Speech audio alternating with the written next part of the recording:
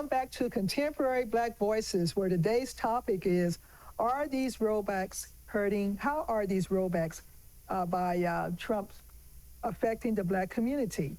Now, a couple of points I want to bring in with the first show. Is it hurting our Black Wall Street? So there's been a lot of discussion online about the Reconstruction period, and that period where all of the Black Wall Streets emerged in the United States, and how jealousy by whites burned down those communities. Now, in the Black community, unlike the Asian and Hispanic community, we're pretty much scattered right now.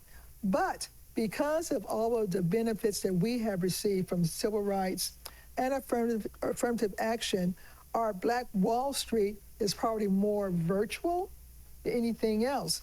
So these rollbacks of all kinds of DEI, civil rights, there's a theory, and I agree with the theory, that this is a way that whites are trying to minimize generational wealth within the Black community. Well, let me say this about that. When you talk about the Black Wall Street that used to be, when you talk about coming out of slavery and then the Jim Crow and the 14th Amendment and all these kind of things, no matter what we did as Black folks, it never was good enough. It never was good enough. We tried and said, okay, coming out of Jim Crow and slavery and so forth, we're going to go and let's use the poster child for that. The Black Wall Street would, of course, would be Tulsa, Oklahoma. And they burnt that down. So we were doing our own thing. We were doing the same thing like the Chinese, like the Asians, like the Mexicans. We were doing all of that. They didn't like that, so they tore it down. The question is there anything that we can do that's ever going to be acceptable? It's acceptable for Africans, it's acceptable for everybody else, but it's not acceptable for Black. Well, you know, remember that case in Georgia where those Black women had their own venture capital money, and it was money that they raised to help Black women. Somebody in Texas filed a lawsuit saying that was illegal. So it's I agree, it's kind of like anything that we do is always viewed as we've got too much going, let's destroy it. Right. And then we have to, quote unquote, pull ourselves by the bootstrap and try to do better for ourselves. You know, I'm a more cynical SOB. So I am a cynical. So when I look at this, it's like this. You know what? We're going to fire the Black folks, and we're going to put white folks in those positions, and we're going to let the white economy do better while we steal. They'll feel it last. You know what I mean? This is a robbery. You know what I mean? And by removing Black folks and allowing white folks to take those positions, it creates an illusion of a better job market for white folks, while the billionaire classes robs with the other hand. So that's to me, that's what's going on.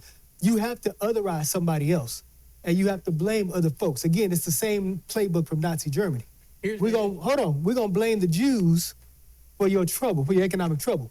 Here, we're gonna blame those Black folks for your economic trouble. You know what I mean? So while we steal and your pain increases, we can still point to those Black folks as being the reason why. You know what I mean? That's what's wrong with this country. It's those immigrants that are coming across that are taking your job. It's the immigrants that are assaulting your women and doing the crime. It's those drug folks. It's the Black folks. It's everybody else but the billionaires who are actually robbing this country blind. So that's my take on the assault on DEI. Because this country has never given Black folks a fair shake. Never. Never. You know what I mean? So this assault on DEI, you know what I mean, it just takes it to another level. If they could have as much diversity, equity, and inclusion they wanted to, we still were not included in the financial or economic or educational benefits of this country. Never have been, and I doubt anytime soon we will be. So this merit-based movement for jobs. From this administration. Hold on, let's emphasize that. From this administration. You know what I mean? This administration. Yeah. This merit-based, well, it's kind of like this merit-based system that they're on is really a reduction in mediocrity.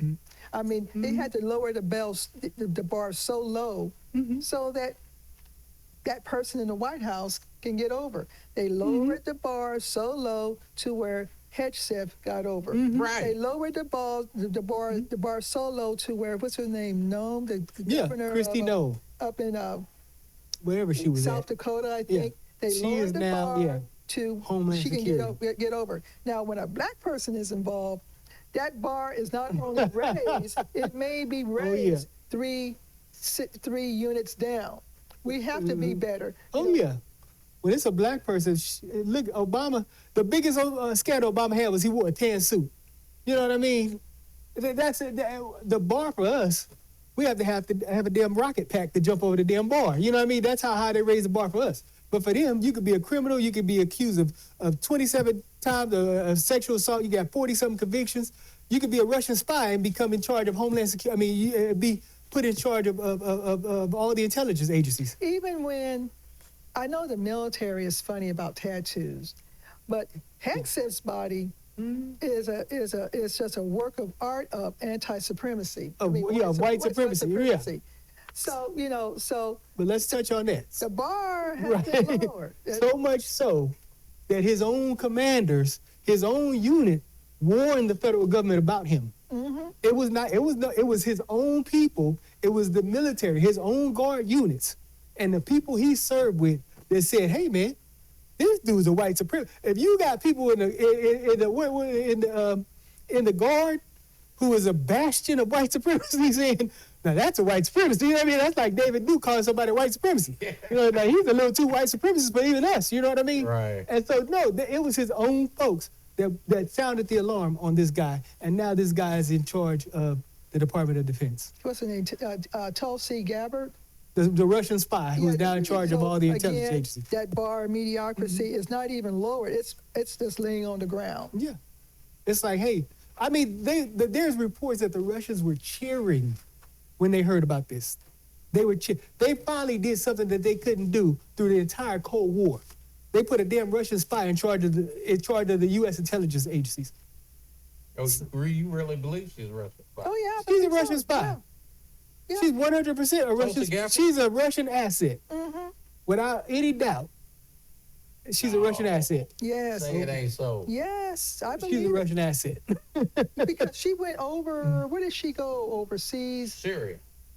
Yeah, and it's no telling what type of stuff was going on with those talks. But yeah, she's an asset. And The they know it. intelligence agencies warned that she was a Russian asset. Oh my God. So the bar has been lowered. And then, of course, let's just look at the bar being lowered in the Department of Education. Now we got God, yeah. WWF, Linda McMahon. Yeah. running education. and the Secretary of Education, she even was aware of sexual assaults going on in the WWF. They So- tried to put Matt Gaetz at Attorney General. It might as well. They should have. He would have. I mean, if you might as well go all the way. You know what I mean? You might as well have a child molester and a kidnapper who took a child across state lines. You might as well put him in as Attorney General. You know what I mean? So that's. And then this administration is the one that's talking about didn't earn it. This administration is the one that's talking about Didn't earn it. you know what I'm saying, being qualified for positions. You know what I mean? Pete Hegseth in charge of DOD. So with that being said, we're going to take a break and come back to our last segment.